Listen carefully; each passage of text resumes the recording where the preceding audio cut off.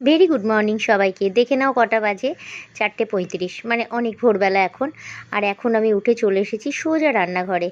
ঘুম থেকে উঠেই মুখ টুক ধুয়ে রান্নাঘরে এসেছি, কারণ আজ হলো একাদশী। আর সঞ্জয় তো আজ কদিন ধরেই ভোরবেলায় চলে যায়। অন্য দিন না বাইরে গেলে পরে দুপুরবেলার লাঞ্চটা বাইরেই করে নেয়, কিন্তু আজ একাদশী, বাইরের কিছু খাবে না। আমাকে বলেছিল কিছু করে দিও না, আমি একটু মানে বাদাম ভাজা টাজা খেয়ে নেব।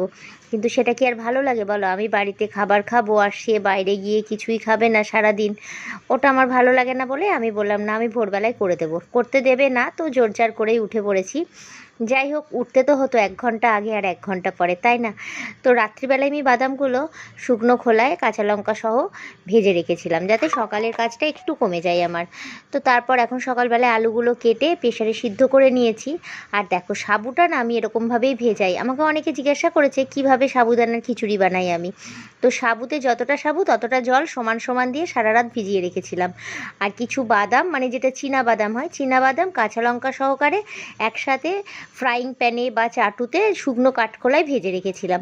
তারপর বাদামের খোসাগুলো হাতে করে ডললে খুব সুন্দর করে উড়ে চলে যায়, ফুঁ দিয়ে দিয়ে উড়িয়ে দিতে হবে। আর সকালবেলায় উঠে আলু ভালো করে গোল গোল করে কেটে নিয়েছিলাম, ছোট ছোট করে আলু কেটে প্রেসারে সিদ্ধ করে নিয়েছিলাম। আর তেলে কাঁচা লঙ্কা জিরে ফোড়ন দিয়ে আমি সেই আলুগুলো দিয়ে দিয়েছি। আলুটা একটু ভাজা নাড়াচাড়া করেছি একটুখানি নুন দিয়ে।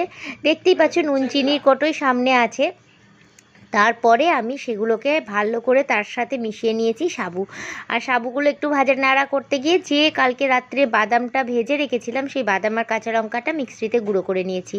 তারপর সেটা একসাথে ওর মধ্যে দিয়ে নুন মিষ্টি দিয়ে ভালো করে নেড়ে চেড়ে দিলেই হয়ে গেল সাবুর খিচুড়ি।